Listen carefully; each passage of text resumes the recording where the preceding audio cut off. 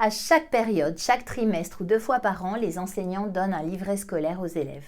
Parfois, ça se passe lors d'un rendez-vous, parents-enseignants, avec l'enfant ou non. Et il est possible de commenter, d'expliquer, de rassurer, de répondre aux questions. Et parfois même quand l'enfant est présent, il peut donner ses impressions sur son travail et sur la période qui vient de se terminer. Parfois, cette remise de livret scolaire se passe en dehors de l'école. Il est envoyé à la maison par l'intermédiaire de l'élève. Mais en fait, à quoi ça sert ?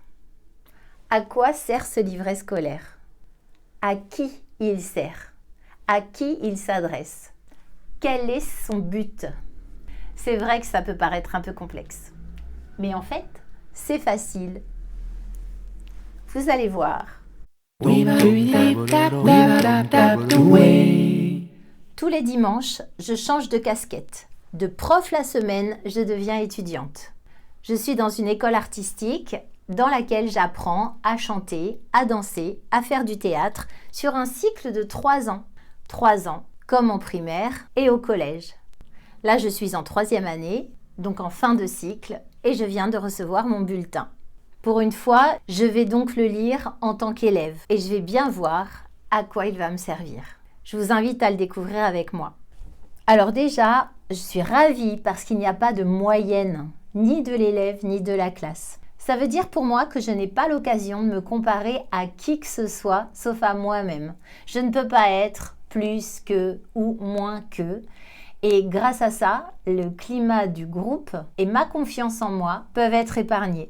Par contre, il n'y a pas d'éléments du programme travaillé pendant la période. Alors, si mes enseignants n'ont pas été très clairs et très explicites sur les objectifs qu'ils voulaient atteindre, bien peut-être que je suis passée à côté du fond, à côté du sens de ce qu'ils m'enseignaient. Alors, ce qui m'intéresse le plus, ce sont les appréciations. Encore travailler à arrondir la voix. Alors, encore travailler à, ça veut dire que ça fait un moment que j'essaye de le faire, que j'y arrive toujours pas. Arrondir la voix, c'est un objectif à atteindre. Encore trop. Ah bah ça aussi, ça doit faire longtemps que j'essaye de faire quelque chose et que j'y arrive toujours pas. Mais on me donne une piste pour réussir, ouvrir à l'arrière et soulever le voile du palais mou.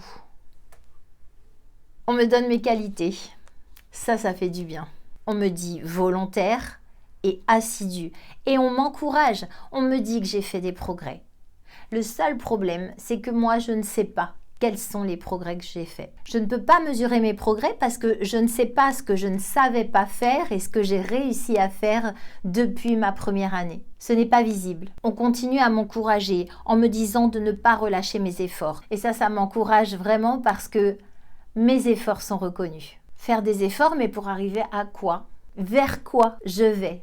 Qu'est-ce que je dois atteindre ? Et comme je ne sais pas quels sont les progrès que j'ai réalisés, eh bien je ne sais pas quels sont les progrès que je dois encore réaliser.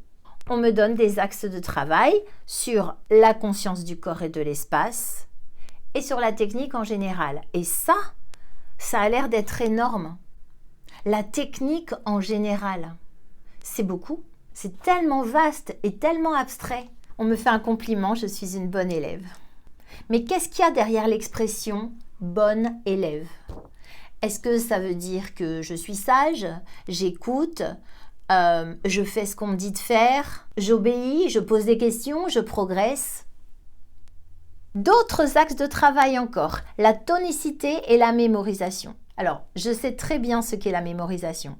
Cependant, je ne sais pas si ma stratégie convient et je ne sais pas s'il y aurait d'autres stratégies qui conviendraient mieux à ce que je dois mémoriser dans ce contexte. Là, j'aurais peut-être besoin d'aide pour visiter différentes façons de mémoriser. Par contre, la tonicité, je vois ce que c'est. Enfin, je crois voir ce que c'est, mais je ne sais pas du tout comment travailler pour m'améliorer dans ce domaine. Des encouragements encore. Et même des félicitations. Mon travail est sérieux. Donc on a remarqué mon investissement au même titre que mes efforts. On me dit que j'ai beaucoup appris et j'ai fait des progrès. On parle encore de progrès. Et à nouveau, je demande lesquels. Et à nouveau, je ne sais pas quel objectif fixer pour continuer à progresser. Et là, le conseil qu'on me donne, c'est de ne pas être trop scolaire.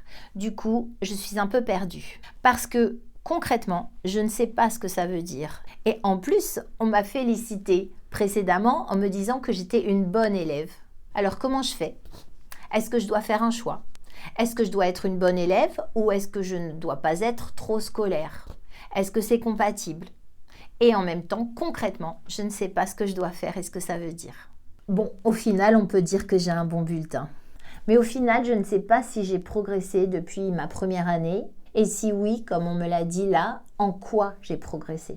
Au final, je ne sais pas quoi mettre concrètement en œuvre par rapport aux axes de travail qu'on m'a donnés. Au final, je ne sais pas à quoi me sert ce bulletin. Est-ce que le bulletin scolaire est juste une approbation de l'extérieur? Est-ce que c'est juste une attente de l'avis des autres? Un regard qu'on espère positif posé sur soi? Et si le livret scolaire rendait les élèves autonomes, leur permettait de visualiser vraiment leur progrès et avait une valeur pédagogique? Pour cela, comme ici, préférez les appréciations au système de notation. Soyez très clair et très objectif en pointant des observables qui indiquent les différentes étapes à parcourir pour atteindre un objectif, voire un attendu de fin de cycle. Montrez les progrès déjà faits en cochant les différentes étapes parcourues et montrez les progrès à faire en laissant visibles les étapes qu'il reste à parcourir. En bref, utilisez mon album de réussite et faites du livret scolaire un véritable outil de travail à destination des élèves. Et si ça a été utile pour vous, pensez aux autres. Vous pouvez aimer, commenter, partager, témoigner aussi en disant comment vous utilisez le livret scolaire et comment vos élèves le reçoivent. Alors, à très vite pour la suite.